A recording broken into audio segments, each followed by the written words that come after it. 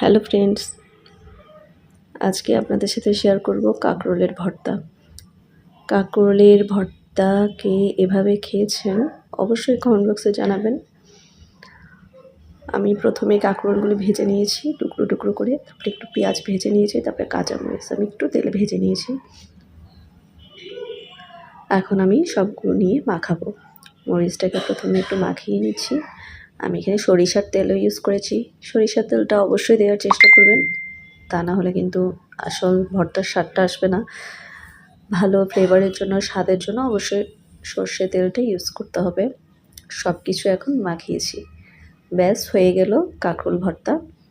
এখন এই ভর্তা দিয়ে আপনি অল্প একটু ভর্তা দিয়ে আপনি 1 প্লেট ভাত অনায়াসে খেয়ে ফেলতে পারবেন।